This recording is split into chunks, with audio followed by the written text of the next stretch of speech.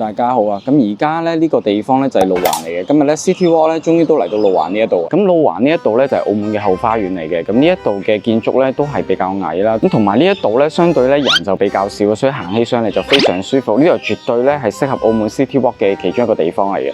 咁而家我身處嘅呢一個圓形地咧，其實就係一入嚟路環市區嘅入口嚟㗎啦。即係如果大家係自己揸車啊，又或者係坐巴士入嚟嘅話咧，就會喺呢度入嚟嘅。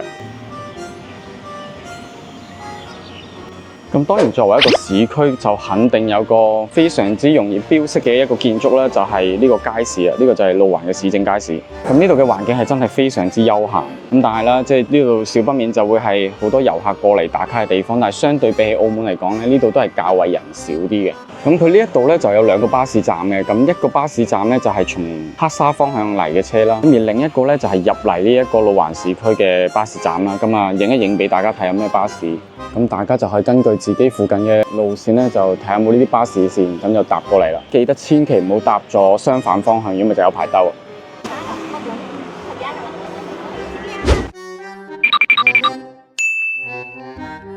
咁喺呢個市區入邊咧，當然有一個位咧，如果你係遊客嘅話咧，基本上就唔會錯過，就係呢一個啦，安德路嘅葡撻。咁因為而家尚早啦，所以就冇人排隊嘅。就連本地人嘅我咧，有時候過到嚟呢度咧，都忍唔住買兩個。咁佢路環嘅呢一間店咧，就係總店嚟嘅。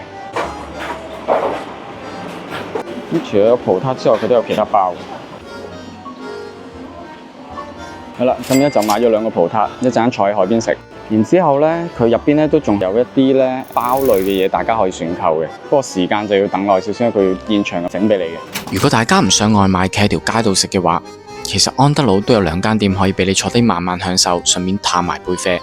就係啱啱買外賣葡撻嗰度轉過嚟，角落頭呢個位。咁呢間就比較早期啲、古色古香啲嘅。咁跟住喺呢間鋪再繼續行啦，轉過嚟呢一邊，轉右啦，又係見到一個圓形地嘅。咁喺佢呢個圓形地後面咧，係有另外一間嘅，就係呢棟藍色建築嘅呢一度。你一入嚟呢一度都係聞到好香嘅葡撻味，因為佢呢度都係做葡撻嘅工廠嚟，就係呢一間。咁呢一間咧就後期啲現代化啲嘅，就新開嘅。咁喺呢度咧食咧就會有服務費收啦。咁營業時間就喺呢度。咁俾大家睇下入邊有啲乜嘢啦。咁佢入邊都係會有啲三文治啊、漢堡包啊，即係同一間普通嘅咖啡一樣啦，同埋啲小食嘅。咁當然就係一定有葡撻啦，同埋一啲蛋糕嘅。呢個就係安德魯本人。不過唔講唔知，其實呢一度主打嘅竟然係泰國菜。咁喺靠近碼頭嗰一邊咧，就會開始見到呢一啲嘅鐵皮屋啦，都係好舊噶啦。但係佢鐵皮屋得嚟咧，顏色都係比較鮮豔嘅，甚至乎咧出面有啲裝飾添嘅，有啲係有啲風車喺度，跟住貼滿晒揮春，呢間都幾得意。不過咧呢度咧大部分都係居民住宅嚟嘅，咁所以咧大家就唔好隨便打擾佢哋啦。咁佢呢一度咧就只有少部分嘅屋咧係會做呢一個食店啦，又或者係呢一個小賣店嘅。咁啊側面又係啲打卡位啦。咁通常有啲打卡位咧，隔離肯定係商鋪嚟嘅。呢啲係新開嘅，即係嗰間建築就舊嘅，但係呢啲品牌係新開嘅，之前係冇嘅。咁大家如果行到攰啊，就可以入邊坐下咯，買下嘢食啦。咁行到嚟海邊呢一度啦，咁而家因為早上啦，所以就潮漲啦。咁如果當潮退咧，呢度就會有條路咁樣行出去嘅。咁當然啦，其實就唔建議大家落去，因為比較危險。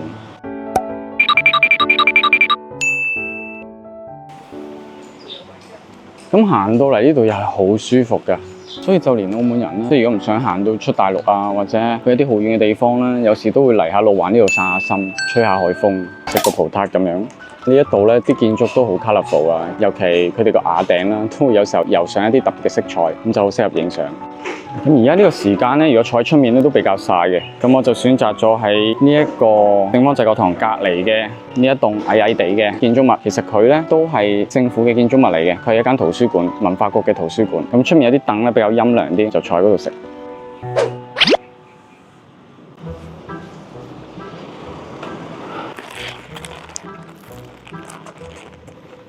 咁其實澳門啦，真係好多地方可以買到葡撻嘅。咁但係講緊最出名嘅咧，都係安德魯啊、瑪嘉烈啊，同埋近期有間新興啲嘅、young 啲嘅叫做百木烘焙嘅。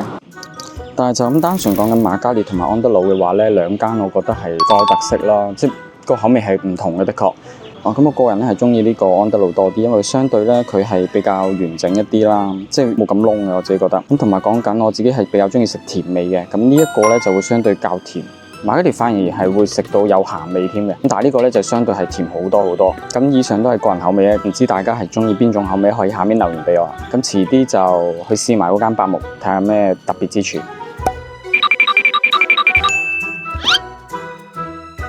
咁喺呢一邊岸邊呢一度啦，對住對面嘅地方咧係大陸嚟嘅，橫琴嗰一邊嚟嘅。咁跟住最遠嗰度咧就係珠海嘅長隆啦。咁嚟到呢一度咧，會見到10月初五馬路啦。呢個咧係同澳門嗰邊嘅10月初五街咧係好似嘅，一個係街，一個係馬路啦。咁大家就冇搞錯，因為咧就係爭好遠嘅地方。咁其實路環呢度都有好多呢啲壁畫嘅，都有啲似氹仔舊城區嗰邊啦。咁其實路環呢一度咧，係會同我哋之前行舊城區係有啲似。咁佢都好似迷宮咁啊！呢一度有時候旅行就係中意去呢啲地方，因為有一個探險嘅感覺喺度。而佢入邊咧，呢啲巷仔咧又係有好多鋪頭喺度嘅，所以可以慢慢行，發掘一下。即係好似而家見到嘅呢一間啦，佢下面其實有少少歐陸風格啊、葡式風格。咁但係咧望一望上去個頂嗰度咧，但係佢係中式風格嘅。呢種 fusion 係幾得意嘅，我自己覺得。呢一度嚟講咧，係真係非常多呢啲巷仔嘅。我覺得喺呢度有樣嘢可以玩，就係發掘一下嗰啲路牌。因為我相信呢一度咧，應該係全澳門最多路牌嘅地方嚟嘅。同埋咧，佢有時會揾到一啲名咧係好得意嘅。其實 City Walk 就係要走遍城市每一個角落，去揾出屬於呢個城市嘅事物。分分鐘就係呢啲細微嘅地方，會令你愛上呢個城市。好得意，見到呢度喺度種緊啲叉。咁而家咧就嚟食啲嘢先啦。咁呢度咧，大家就可以揾呢一個叫水桶巷嘅。咁下面都有紅色牌啦，寫住就係僑記。我哋而家就去緊嗰度。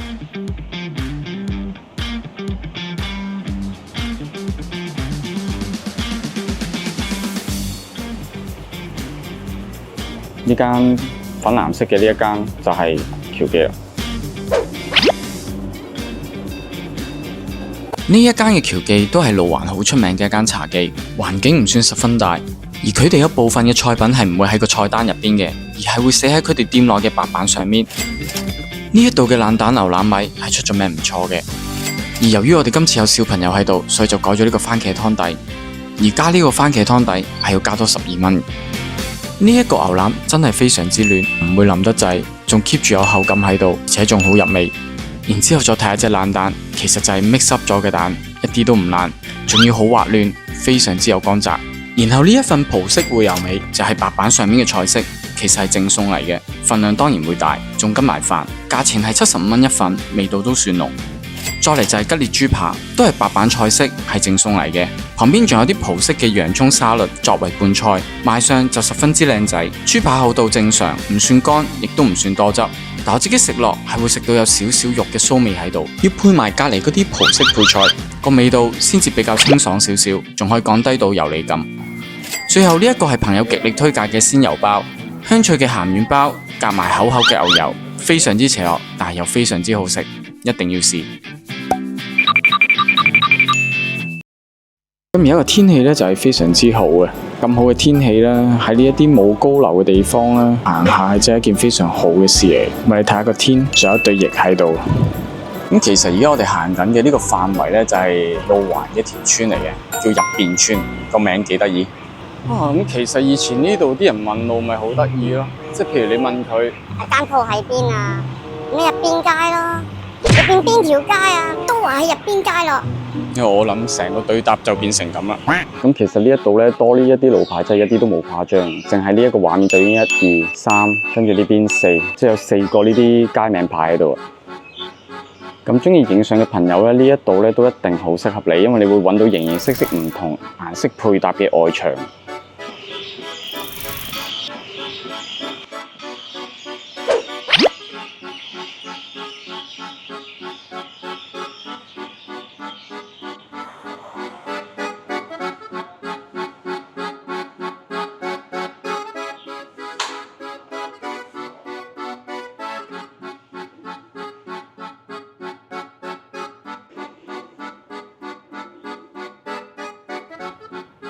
咁睇過啦，佢啱啱入邊咧都係比較簡單嘅。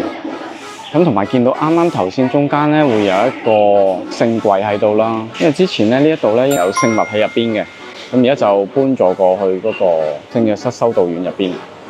咁呢一座教堂咧就有個藍色嘅配色係好靚嘅，咁佢係澳門嘅文化遺產嚟嘅。咁佢兩邊分別咧都有餐廳嘅，包括係呢間雅典啦。其實佢嗰個恬字咧應該係讀做氣字嘅，咁但係可能之後傳下有邊讀邊咁讀咗個恬字啊，雅典。咁然之後呢一邊咧就係陳勝記啦，係食小炒嘅大排檔啦。咁但係當然就係價錢係比較貴嘅，畢竟你都喺路環嚟到呢一度啦，咁個消費咧都唔會話特別平。咁而喺呢間教堂正對住咧，會見到有座石碑嘅。咁呢一個咧就係紀念咧，係1910年咧，呢一度咧就有海盜入侵啦，澳葡政府就戰勝咗海盜，咁啊經此一役之後咧就做咗呢一個碑出嚟紀念當時嘅。咁佢周圍咧就係有個祠堂喺度嘅。咁而家就荷花季啦，咁就種咗啲荷花喺度啦。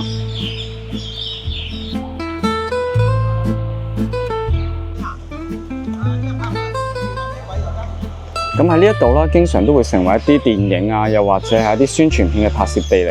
咁喺佢隔離咧都幾得意嘅，呢度係路環嚟嘅，但係咧呢度咧會有個氹仔巷，唔知點解，可能以前呢度都有個氹喺度啩。嗱，咁行到嚟入邊咧就有一個地方係租單車，不過而家呢個時間未開啊呢度。咁個位置就喺個教堂後面嗰條街，行過嚟呢一度就係呢一間。喺居民區入邊，當然就有呢啲普通超市。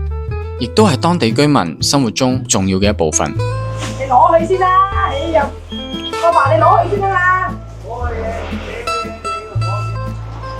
咁喺呢度當然就可以體驗到一啲比較本土啲嘅風味啦。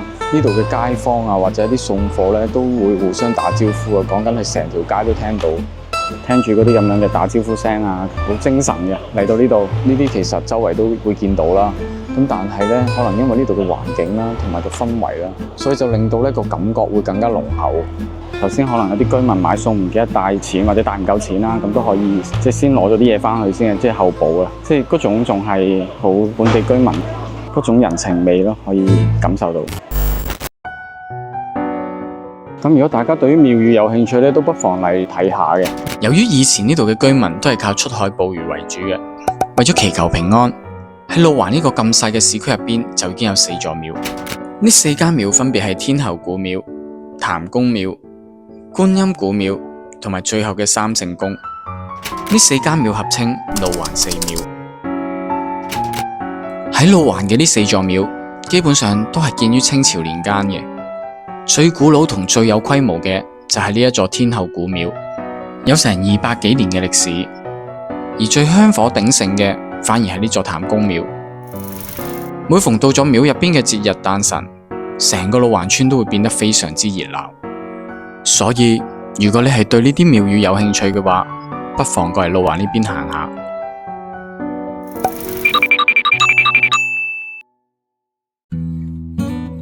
同氹仔舊城區一樣，喺路環市區呢一度都係好適合串街走巷咁樣去發掘一下呢一度嘅商鋪。喺近年，路環市區呢一度都陸陸續續開咗唔少新店，除咗店鋪內外嘅裝修風格之外，就連商品都幾有特色。而今次仲俾我哋揾到一間以懷舊作為主題嘅雜貨店。嚟到呢個廣場有好多嘢啦，就係啱啱嘅小日子啦、觀音古廟啦，然之後隔離呢邊就有個容記嘅雜貨店，就係呢一個位。呢間雜貨店喺外觀上面就真係唔係好有懷舊 feel， 但係啲商品擺設同部分嘅店鋪物品又真係幾有懷舊感。另外呢間店亦都有好多唔同種類嘅小食賣，數量仲真係有啲多。7蚊條，正喎，總共17蚊。食下啲懷舊小食啊！呢度土地都好涼噶。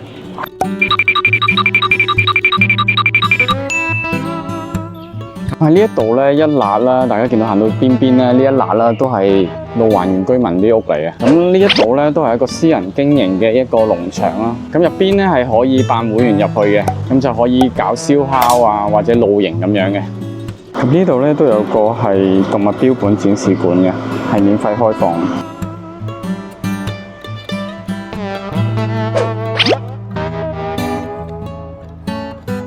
之前喺二龍喉嘅 Bobo 嗰隻黑熊啊，咁亦都做成副標本擺咗喺呢度。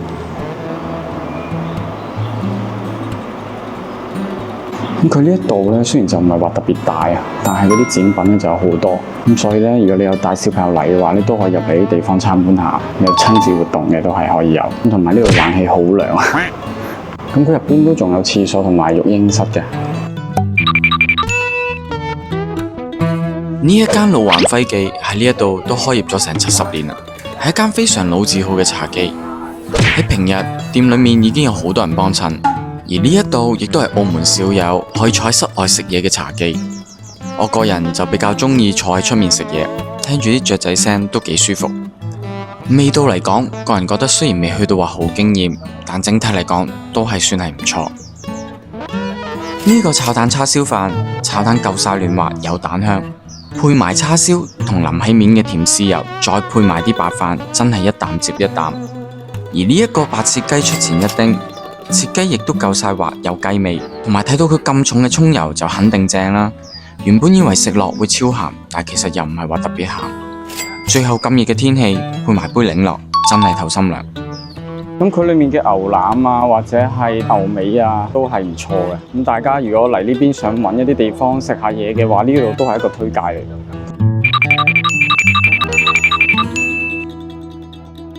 而家咧就去到呢個行程嘅尾聲啦，咁就準備去呢個碼頭嗰邊嘅。咁呢一度咧有個路環碼頭麵館啦，咁呢間係新開嘅分店啊。咁佢最原始嗰間咧就係再直行少少，即係近住碼頭嗰度。咁呢度就係較早前介紹嘅嗰間安德路啦，隔離咧有個荒廢咗嘅類似一個工廠咁嘅地方啦。咁其實佢呢一度咧就係以前路環呢邊嘅發電廠嚟嘅，而家荒置咗噶啦。咁喺佢左手邊直行咧就會去到碼頭嗰邊噶啦。咁亦都會經過咧呢個路環4廟嘅其中之一三聖宮嘅。嗱，咁嚟到呢一邊咧，會越嚟越有嗰個漁村風味嘅。咁一行到咁上下咧，就諗住揾個地方咧，去坐一坐飲杯嘢嘅。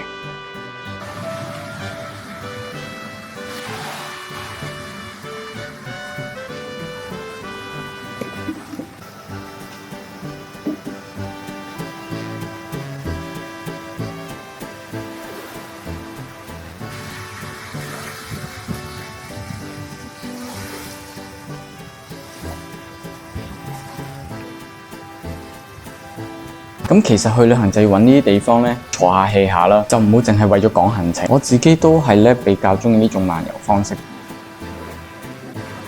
即係睇佢呢個一少少嘅茶檔啦，佢連冰都係啲茶做嘅冰嚟，絕對唔係就咁用水做嘅冰。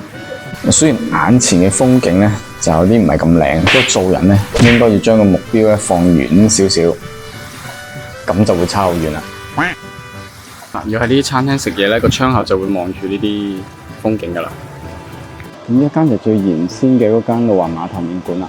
頭先嗰間就新開嘅，呢間就舊。咁呢一度咧，頭先都講過啦，比較漁村風味啦。咁都有好多呢一啲咧賣海味嘅店嘅。咁另外一度比較多呢啲嘢嘅地方咧，就會係喺司打口嗰邊嘅，即係16浦附近啦。因為嗰邊以前都係碼頭漁港啊嘛。好啦，咁嚟到街尾呢一度咧，又會見到有個圓形地嘅，對住呢一度就係碼頭啦。咁啊，好易影啊，因為有個船錨嘅標誌啦。即係其實而家呢一個畫面咧，又係好難得嘅。即係講緊喺個碼頭嘅隔離咧，係一個好傳統嘅賣鹹魚嘅手信店。咁唔知大家又會唔會考慮買呢啲手信返去呢？咁碼頭隔離咧係海關嚟嘅，咁海關隔離咧就有條路仔上去啦。咁就會去咧今日我哋最後嗰一站啦。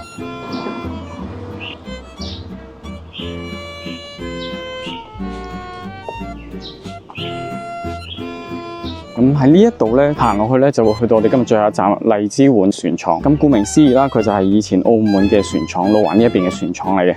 咁而家就有一部分係廢置咗啦，都仲係；另一部分咧就政府改建咗，成為咗一個休閒嘅場地，一個展覽嘅場地啦。嗱，咁就喺呢個舊嘅船廠隔離啦，就會見到呢個入口啦。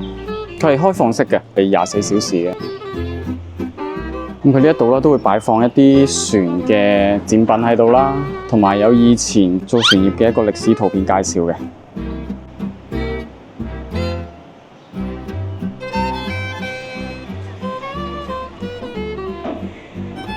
咁佢呢度咧稍為有一個高少少嘅觀景台啦，都舒服嘅，咁啊可以睇到另外一啲唔同嘅風景啦。咁而家都係因為早啦，冇乜人。不過我諗呢個船廠介紹可能就要到呢一度啦，因為喺剪緊呢條片嘅時候，留意到官方嘅消息，呢度會喺7月1日開始進行優化工程，而呢個工程會一直持續到年底，所以呢一度分分鐘會有一個全新嘅面貌同大家見面，亦都希望到時可以增加多一啲功能性，唔好只係得一啲座位喺度俾人休息。咁就係呢個船廠隔離呢，就係好出名嘅一個咖啡檔。跟住落嚟嘅咖啡檔，我諗大家都應該估到，佢就係出咗名手打咖啡嘅路環漢記。昔日嘅客源就係附近嘅船廠工人，而家就有好多遊客為咗佢一杯400次手打咖啡而過嚟打卡。而我自己就中意即磨嘅咖啡，不過講真，呢類型嘅店喺澳門真係買少見少，久唔久嚟一次都係唔錯。咁頭先路環嗰度入邊咧，就真係有條入邊村啦。咁呢一度咧就係荔枝碗村嚟嘅。咁再行翻出去咧，就會去到石排灣嗰邊啦，即係可以去到熊貓館啊，或者媽祖像嗰度。咁啊，最後提一提大家啦，記得一定要注意個防曬，多啲飲水啦，因為而家夏天啦。咁同埋咧就真係要防蚊。今日暫時嚟講啊，都冇俾蚊咬過嘅。咁但係都注意一下啦，畢竟都係郊外啦。好，咁今日咧嗰個行程咧都嚟到呢度咧都差唔多噶啦。咁其實咧今日都行咗好多地方啦。咁如果大家係中意呢一種環境，呢一啲咁樣嘅地方嘅話咧，都建議大家嚟行一行，慢慢行嘅話，呢度係咪可以行差唔多半日至1日嘅都可以。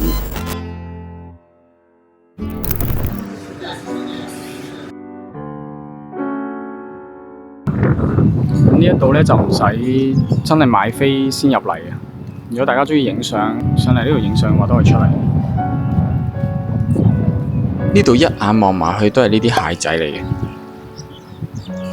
咁跟住喺海邊呢度呢啲都係一啲泥鰍嚟嘅。咁呢一度咧夜晚都有餐廳，環境都係舒服嘅，跟住入邊仲有得唱 K 添。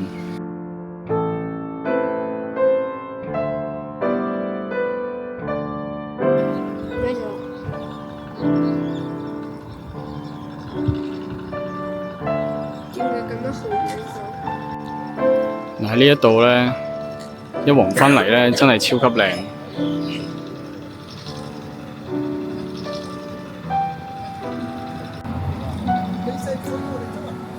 咁喺嗰度咧就有個岸邊咧突咗少少出嚟，嗰度可以行落去。